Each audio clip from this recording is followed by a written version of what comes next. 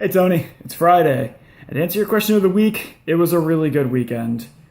It was hectic, it was crazy, but it was a great weekend. One that I have a lot of good memories, that I will always have a lot of good memories from.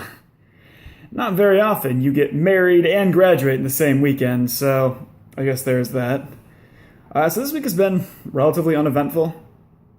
I started my bar prep stuff on Tuesday, and I've been doing that every day this week. And we'll continue to do it basically every day until July 24th and 25th when I actually take the bar.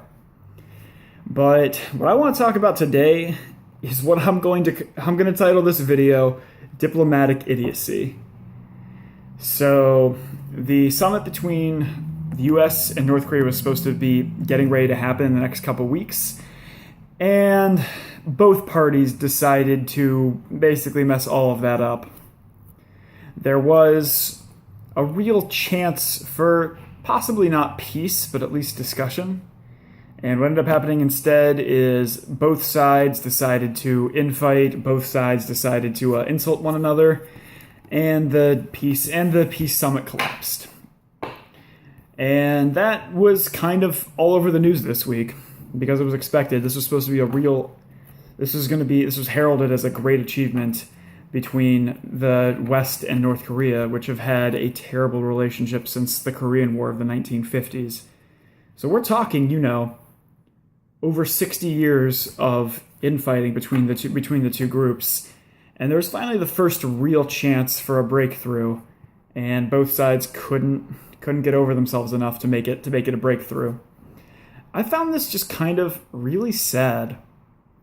I was actually getting relatively excited for a possible summit between the parties, between the countries, because it's been making the world a kind of scary place for the past 60 years.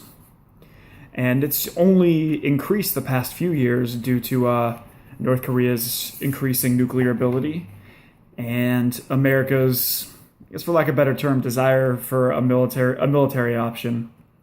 The first real mistake took place with the National Security Advisor John Bolton when he referred to what they were considering to do to North Korea, the Libya model.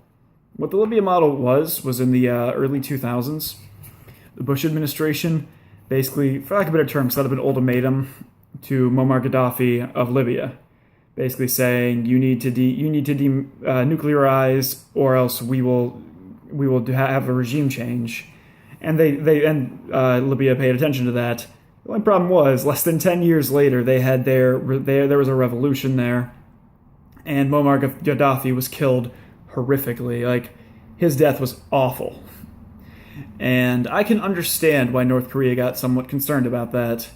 That being said, North Korea didn't really help themselves out by, if the reports are to be believed, not showing up to the setups for this peace summit, and by insulting the administration.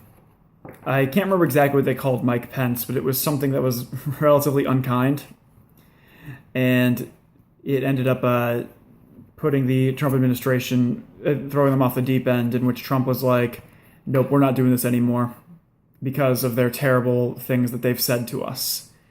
I was sitting here as just a third party to this whole situation, just going, I feel like that was a mistake because so much of the lead up to these peace summits involved the Trump administration insulting North Korea and North Korea insulting the Trump administration.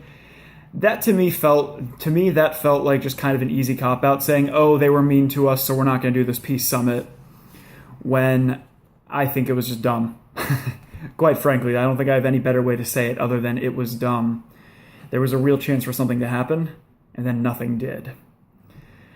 And now I'm sitting here as, again, a third party to the North Korea regime and the Trump administration, basically just going, what you're proposing now is not a good solution. Trump today said that possibly the peace summit could be rescheduled if they want to work with us. But they also came out and said the other day that if North Korea tries anything, we will escalate. I'm paraphrasing, we will escalate and we will attack them, which is just a bad idea. if North Korea does have nuclear weapons, and then South Korea is a real target because the Koreas, particularly North Korea, hates South Korea. And the Koreas have had issues since the Korean War and before. And to even suggest military action will result in a lot of innocent people dying, both in North Korea and in South Korea. Now, I'm always a person who thinks that going to peace is the best way to solve something. But I understand that it takes two sides to negotiate. And to me, it didn't really seem like either side was really willing to negotiate. Like, North Korea refused to denuclearize. America refused to allow them to have any nuclearization. And considering the fact that the Trump administration had just pulled out of the Iran deal, makes me understand why North Korea wouldn't really want to negotiate with America, because that Iran deal was written out 3 to 4 years ago. I can't remember the exact date. And that was heralded as a triumph. Now, both sides were equally dissatisfied, which means it was a good agreement. But in this situation, I can understand why North Korea might not want to negotiate if in 2-3 years the next administration just axes that deal. Because I think first off, axing the Iran deal really hurt our position in the world, in the global political scene. And even further, it made America seem like an unreliable trade partner, an unreliable negotiating partner, because somebody else comes into power and immediately everything is gone. So, Tony, my question for you this week is, have you paid much attention to the North Korean news for the past 2 months, from starting to a peace deal to starting with a peace summit and ending without one? And I guess to kind of piggyback on that, what is your opinion of the breakdown of communication? Tony, I'll see you on Tuesday. Later, bro.